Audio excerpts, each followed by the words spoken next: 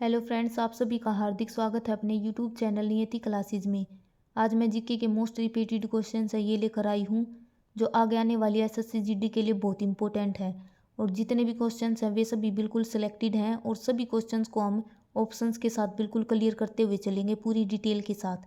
तो हमारा first question यहाँ पर क्या है, राज्य विधानमंडल के प्रत्येक सदन को समय समय पर बैठक बुलाने के लिए कौन बुलाता है। तो बैठक के लिए समय समय पर कौन बुलाता है विधानमंडल के सदनों को? मुख्यमंत्री, विधानसभा अध्यक्ष, राज्यपाल या फिर विधानसभा उपाध्यक्ष। तो कौन बुलाता है? राज्यपाल। आर्टिकल 174 क्या कहता है कि जो सत्र है हमारा उसको शुरू और समाप्त करने का जो अधिकार है वो किसके पास है? राज्यपाल के पास है। ये है राज्य की बात। अगर हमसे केंद्र में पूछा जाए तो केंद्र में बैठक को कौन बुलाता है? राष्ट्रपति। राष्ट्रपति के हाथ में होता है सत्र को शुरू करना और समाप्त करना। ये कौन करता है? राष्ट्रपति। लेकिन अगर हमसे पूछा जाए कि बीच में भंग करने की शक्ति किसके पास है, तो ये किसके पास होती है? लोकसभा स्पीकर के पास। तो ये जरूर ध्यान रखना है कि जो बैठक है उसको बुलाता कौन है और बीच में भंग करने की शक्ति है वो किसके पास होती है। अगर राज्य में पूछा जाए तो राज्यपाल शुरू और समाप्त कर सकता है, अगर केंद्र में पूछा जाए तो राष्ट्रपति। तो ऑप्शन सी हमारा यहाँ पर आंसर हो जाएगा। अगर हम यहाँ पर राज्यपाल की बात करें तो आर्टिकल 153 क्या कहता है? हर एक राज्य में एक राज्यपाल होना चाहिए। आर्टिकल 153 कहता है जो राज्यपाल है इसका वेतन कितना होता है? 3.5 लाख रुपये। और राज्यपाल है इसकी नियुक्ति कौन करता है? राष्ट्रपति। जो राज्यपाल है ये राष्ट्रपति के प्रसाद पर्यंत कार्य करता है। एक तो राज्यपाल और एक महान्यायवादी, ये दोनों राष्ट्रपति के प्रसाद पर्यंत कार्य करते हैं। ये मेन जो राज्यपाल से पूछे जाते हैं, 3.5 लाख रुपए इनका वेतन है। आर्टिकल 161 में क्या है? राज्यपाल के पास क्षमादान की शक्तियाँ हैं। क्षमादान की शक्तियों में एक तो मृत्युदंड और एक मार्शल लॉ, ये दोनों शक्तियाँ राज्यपाल को नहीं मिलती। और ये दोनों शक्तियाँ किसको मिलती है? राष्ट्रपति को मिलती है आर्टिकल 72 के तहत। आर्टिकल 72 में जो राष्ट्रपति है उसके पास क्षमादान की शक्तियाँ प्राप्त हैं, लेकिन मार्शल लॉ और मृत्युदंड ये राज्यपाल है इसके प्राप्त नहीं होता। आर्टिकल 213 के तहत राज्यपाल है जो अध्यादेश जारी कर सकता है। अगर राष्ट्रपति की बात करें तो आर्टिकल 123। राज्यपाल की नियुक्ति कौन करता है? राष्ट्रपति करता है। राज्यपाल को शपथ कौन दिलाता है? उस राज्य का जो हाई कोर्ट है उसका मुख्य न्यायाधीश राज्यपाल को शपथ दिलाता है। और राज्यपाल किसको शपथ दिलाता है? मुख्यमंत्री को। तो यहाँ पर हमारा आंसर क्या हो जाएगा? राज्यपाल।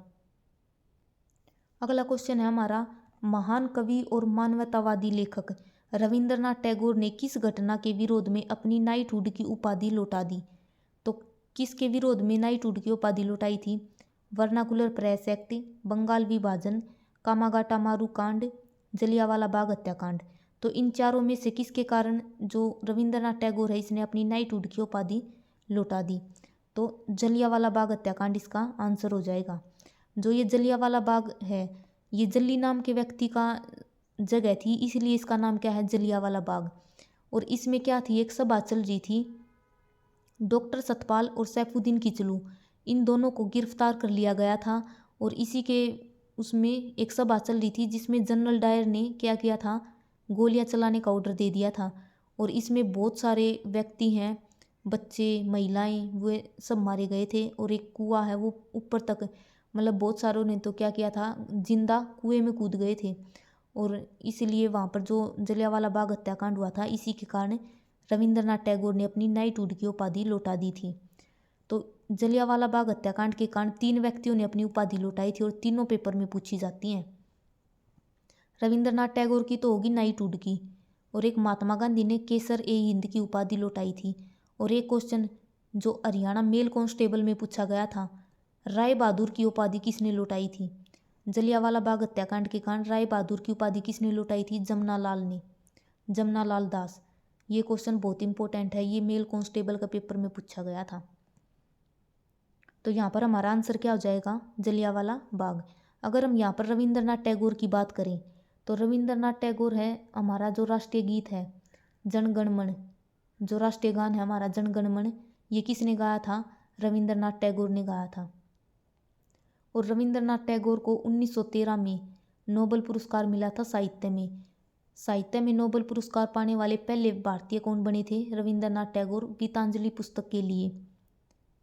और रविंद्रनाथ टैगोर ने शांति निकेतन की स्थापना की थी। ये हमारे करंट में अभी चल रहा है। जो शांति निकेतन है उसको अभी यूनेस्को की 41वीं वर्ल्ड हेरिटेज घोषित की है। तो ये बहुत इंपॉर्टेंट है। शांति निकेतन विश्व भारती विश्वविद्यालय के अंदर है।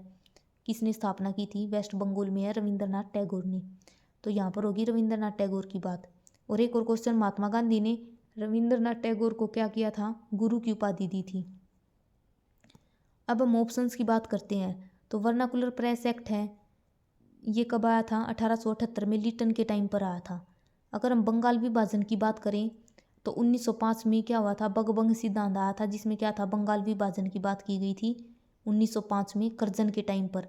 क्वेश्चन ये पूछा जाता है कि बंगाल विभाजन के टाइम पर कौन था? करजन। और बंगाल विभाजन को रद्द कब कर दिया गया था? 1911 में। कामागाटा मारू कांड है, ये क्या था? इसमें ये एक जहाज का नाम है, जापान से कनाडा की तरफ जा रहा था ये जहाज। और जितने भी व्यक्ति इस जहाज में बैठे थे, ये कनाडा जाने के बाद वहाँ पर मतलब लाशों का भरा हुआ वापिस आया था। तो ये क्या था? कामागाटा मारू कांड।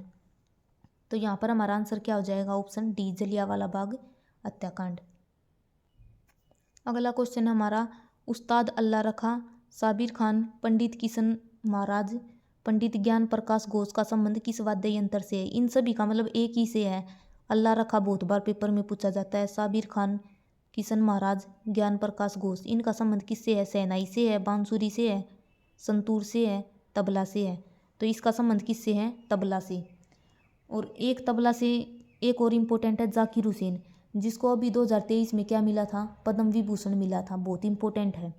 जाकिर हुसैन और अल्लाह रखा बहुत बार पेपर में पूछे गए। इन दोनों का संबंध किससे है? तबला से है। और जाकिर हुसैन तो ज़रूर याद रखना, क्योंकि इनको पद्म विभूषण मिला था। अगर हम शहनाई की बात करें तो शहनाई बिस्मिल्लाह खां का संबंध किससे है? शहनाई से। बागेश्वरी है, इसका भी संबंध किससे है? शहनाई से। हरिप्रसाद चौरसिया का संबंध बांसुरी से। संतूर वादक भजन सोपारी का संबंध, और तबला का जाकिर हुसैन। ये रही इसकी एक्सप्लेनेशन। जो शहनाई वादक हैं वे कौन कौन है? बिस्मिल्लाह खां, बागेश्वरी। ये एकमात्र महिला है शहनाई वादक, इसलिए बहुत इंपॉर्टेंट है। और एसएससी में क्या पूछा जाता है? स्टैटिक में यही सब पूछा जाता है। वाद्य यंत्र, लोकगीत, लोक नृत्य, इन सब से क्वेश्चन बहुत पूछे जाते हैं। तो शहनाई वादक में एकमात्र महिला कौन है? बागेश्वरी देवी। बिस्मिल्लाह खां, इनका संबंध किससे है? शहनाई वादक से। बांसुरी कौन बजाते हैं? हरिप्रसाद चौरसिया, पन्नालाल घोष। संतूर वादक कौन है? भजन सोपारी, शिव कुमार। और एक इम्पोर्टेंट है सितार का। जो सितार है ये कौन बजाते हैं? पंडित रविशंकर। 1999 में इनको भारत का सर्वोच्च सम्मान है भारत रत्न, ये दिया गया था। और इनकी ऑटोबायोग्राफी है, ये भी पूछी जाती है, माई लाइफ माई म्यूजिक। अगला क्वेश्चन है, मगध साम्राज्य पर शासन करने वाले प्रथम राजवंश का नाम क्या है? तो मगध साम्राज्य पर शासन करने वाला प्रथम कौन है? शिशुनाग, आर्यक वंश, मौर्य वंश या फिर नंद वंश। तो मगध साम्राज्य है, इसका जो पहला था वो कौन था? बृहदर्थ। और पहला वंश कौन सा आया था इस पर? सबसे पहले आर्यक वंश। और आर्यक वंश है, इसके संस्थापक कौन थे? बिंबिसार। और बिंबिसार के बेटे हैं अजातशत्रु। इन्होंने अपने पिता की मृत्यु करके खुद गद्दी पर बैठा था अजातशत्रु। इसको अमित्रघात कहा जाता है। और इसीलिए मतलब इसमें क्या था? बिंबिसार, इसके बेटे ने इसकी मृत्यु कर दी थी, अजातशत्रु की मृत्यु इसके बेटे ने कर दी थी, इसलिए इसे पितर हत्या वंश कहा जाता है। तो इसका आंसर क्या हो जाएगा? Option B. और इसको याद करने की एक ट्रिक है, इसको याद करने की ट्रिक है असना मोए मोई। मतलब है से क्या हो जाएगा? आर्यक वंश। मगध साम्राज्य में जो जो वंश आए हैं उनको याद करने की ट्रिक है ये, हर्यक वंश, शिशुनाग वंश, नंद वंश, मौर्य वंश। ये सब क्या है? जो मगध साम्राज्य है इस पर राज किया है इन्होंने। अगर हम यहाँ पर मौर्य साम्राज्य की बात करें तो मौर्य साम्राज्य के संस्थापक कौन है? चंद्रगुप्त मौर्य। जो नंद वंश के अंतिम राजा थे धनानंद, इनको हराकर चंद्रगुप्त मौर्य ने मौर्य वंश की स्थापना की थी। और इसमें इसकी हेल्प किसने की थी? चाणक्य ने। चाणक्य या फिर उन्हीं का नाम है कौटिल्य। और उन्होंने कौन सी पुस्तक लिखी थी? अर्थशास्त्र। ये बहुत इंपॉर्टेंट है। और जो चंद्रगुप्त मौर्य है, इन्होंने अपने अंतिम दिन कहाँ पर बिताए थे? श्रवणबेलगोला, कर्नाटक में। ये क्वेश्चन बहुत बार पूछा जाता है और अभी HSSC मेंस में पूछा गया था ये क्वेश्चन। जो मौर्य वंश है ये कब गद्दी पर बैठा था? चंद्रगुप्त मौर्य है। जो मौर्य वंश कब आया था? 322 ईस्वी में। आर्यक वंश का भी बता दिया, बिंबिसार है इसका संस्थापक। अगर वीडियो अच्छी लगे तो वीडियो को लाइक करना, शेयर करना और चैनल को सब्सक्राइब करना। 4 क्वेश्चन आज कराए हैं, 4 कल करवाए थे। अगर किसी ने कल वाले नहीं देखे हैं तो एक बार जाके ज़रूर देखना और वीडियो को लाइक करना बिल्कुल ना भूलना।